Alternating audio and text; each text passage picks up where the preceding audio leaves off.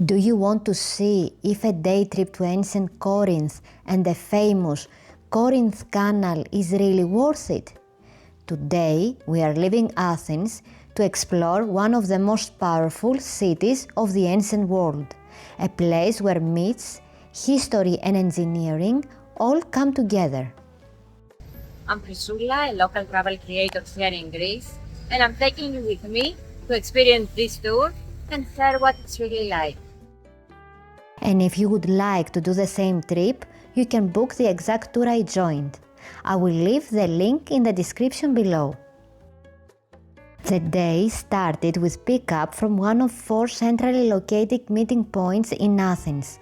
I hopped on a modern air-conditioned minibus and we set off towards Corinth. On the way, our guide shared stories and myths about the region, and in less than an hour, we reached our first stop, the Corinth Canal.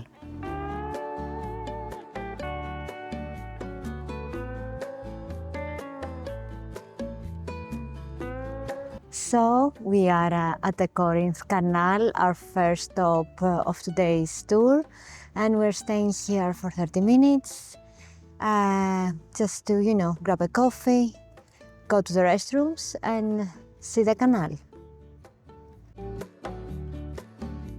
The Corinth Canal is one of Greece's most impressive engineering projects.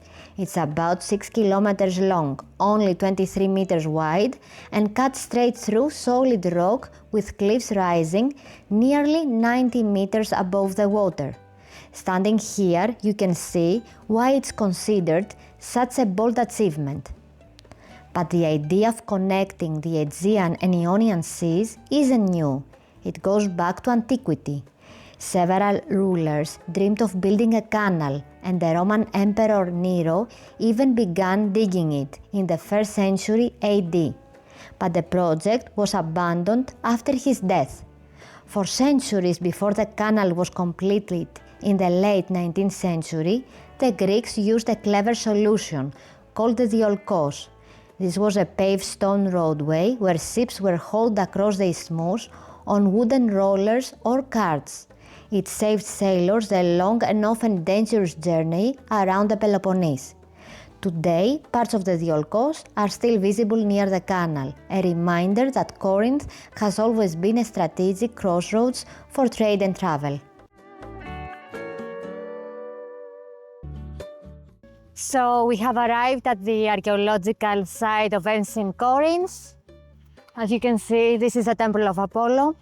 It's very beautiful, and we're going to spend here like 2.5 hours before moving to our next destination.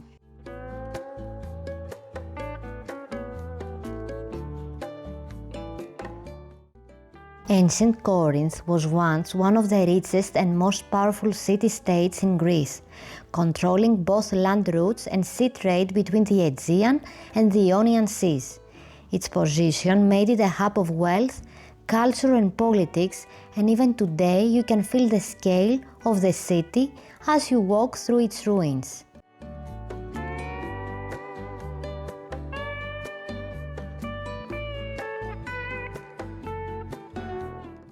The site is dominated by the Temple of Apollo, dating back to the 6th century BCE. With its massive Doric columns, it's one of the few Greek monuments that survived when the Romans destroyed the city in 146 BCE. Later, they rebuilt Corinth as a Roman colony, and you can still see the remains of the Roman Forum, fountains, shops, and even public baths that made this city flourish again. Another highlight is the Bema, the large platform in the center of the Forum where the Apostle Paul once preached. Around 50 AD, Paul spent time in Corinth, establishing a Christian community here. His 2 letters to the Corinthians, written after his visit, became part of the New Testament and remain some of the most influential texts in the Christianity. Standing in front of the Bema, you can really imagine the moment he addressed the Corinthians.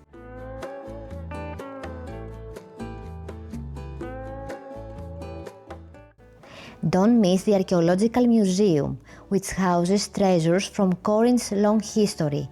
You will find beautiful mosaics, everyday pottery, Roman statues and inscriptions that tell the story of daily life here.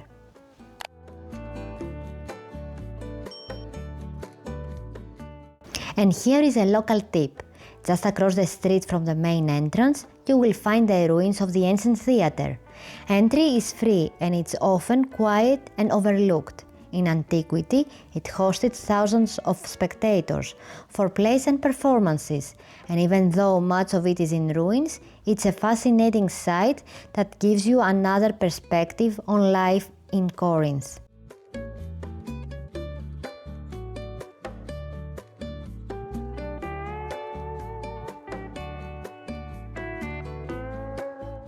After exploring, you can grab a quick lunch in the modern village, just outside the site.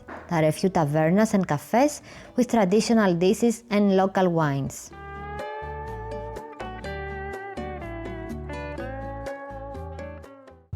Can you see the big hill behind me there?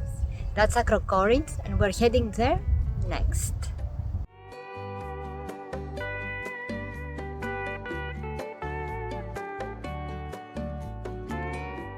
Acrocorinth is the massive fortress that overlooks the ancient city.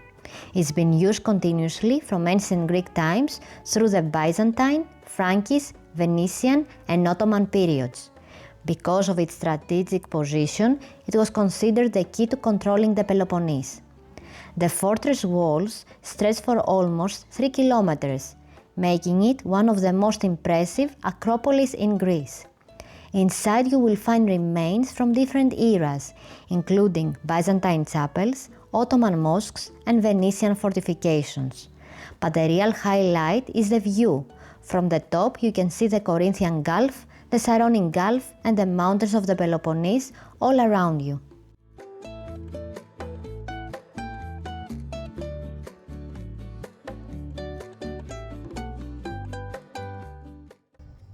Our last stop for the day is the port of Kechries behind me. Let's explore.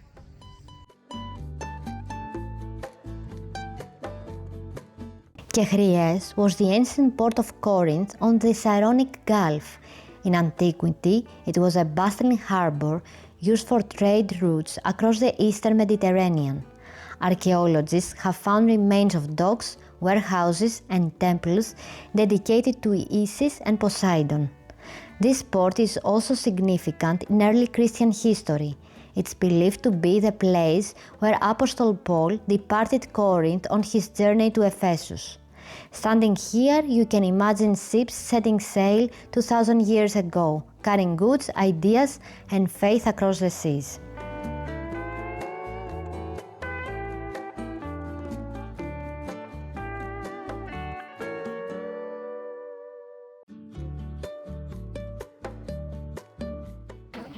It's 3:30 in the afternoon and we are back from our trip in Ancient Corinth.